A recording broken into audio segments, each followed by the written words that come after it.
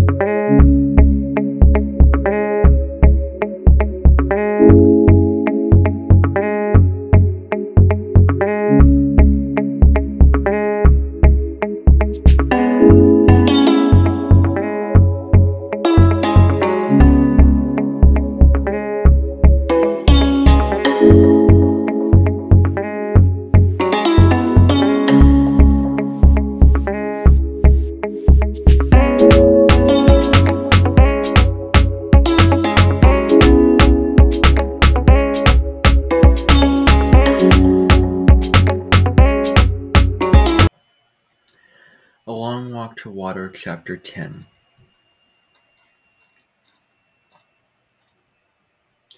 Salva reached for his gourd. He knew it to be half full, but suddenly it felt much lighter, as if there was hardly any water left in it. Uncle Jewer must have guessed what he was thinking. "No, Salva," he murmured. "You are too small and not strong enough yet. Without water you will not survive the rest of the walk. Some of the others, they will be able to manage better than you." Sure enough, there were now 3 women giving water to the men on the ground. Like a miracle, the small amounts of water revived them. They were able to stagger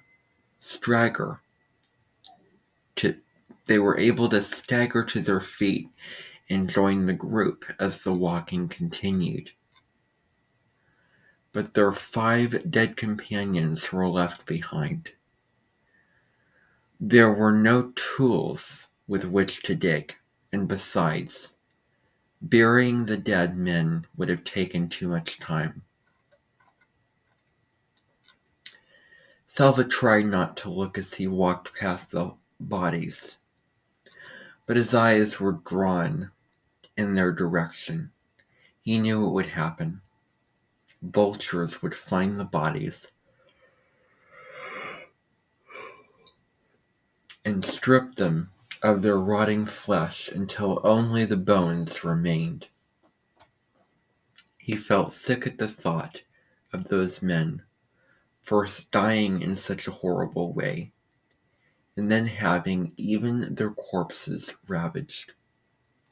If he were older and stronger, Would he have given water to those men, or would he, like most of the group, have kept his water for himself? It was the group's third day in the desert.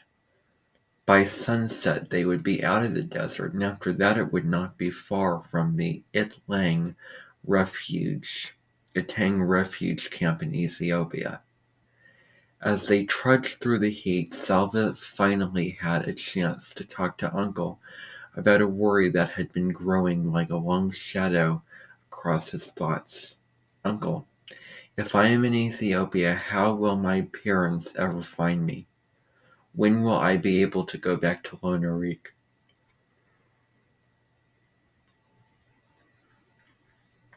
I have talked to the others here, Uncle said. We believe that the village of Lone Erik was attacked and probably burned. Your family. Uncle paused and looked away. When he looked back again, his face was solemn. Salva, few people survived the attack on the village. Anyone still alive would have fled into the bush, and no one knows where they are now. Salva was silent for a moment. Then he said, At least you will be there with me in Ethiopia. Uncle's voice was gentle. No, Salva, I am going to take you to the refugee camp, but then I will return to Sudan to fight in the war. Salva stopped walking and clutched at Uncle's arm. But Uncle, I will have no one. Who will be my family? Uncle gently loosened Salva's arm so he could take the boy's hand in his. There will be many other people in the camp. You will become friends with some of them. You will make a kind of family there. They too will need people they can depend on. Salva shook his head, unable to imagine what life would be like in the camp without Uncle. He squeezed Uncle's hand tightly. Uncle stood quietly and said nothing more. He knows it will be hard for me, Salva realized. He does not want to leave me there, but he has to go back and fight for our people. I mustn't act like a baby. I must try to be strong. Salva swallowed hard. Uncle, when you go back to Sudan, you might meet my parents somewhere.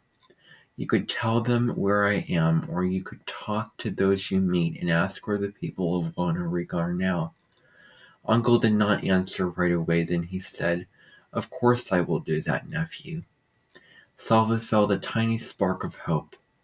With Uncle looking for his family, there was a chance they might all be together again one day.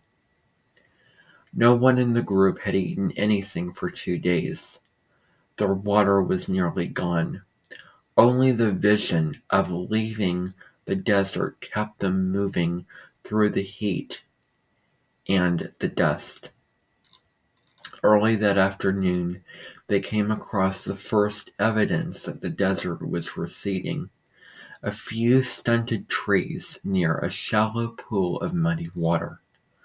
The water was unfit to drink, but a dead stork lay by the pond's edge. Immediately the group began to make preparations to cook and eat the bird. Salva helped gather twigs for the fire. As the bird roasted, Salva could hardly keep his eyes off it.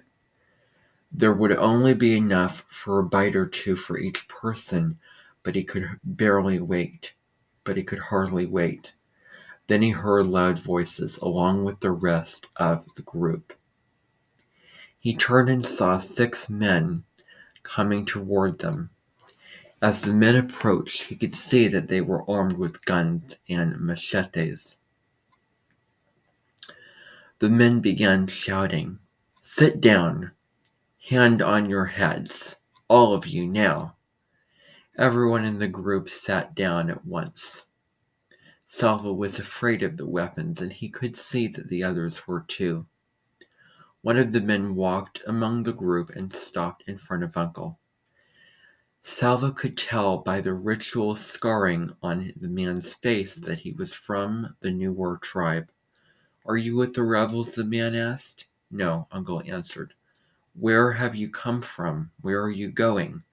We come from the west of the Nile, Uncle said. We are going to Etang, to the refugee camp.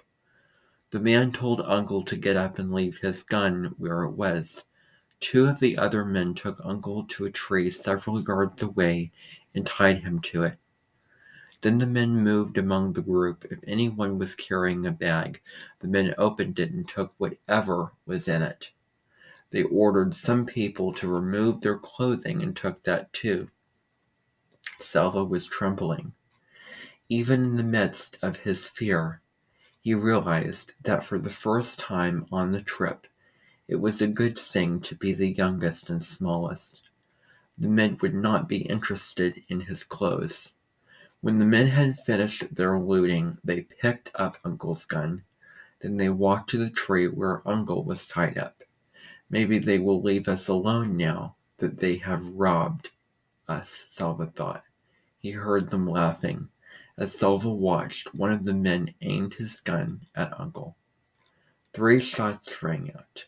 Then the men ran away.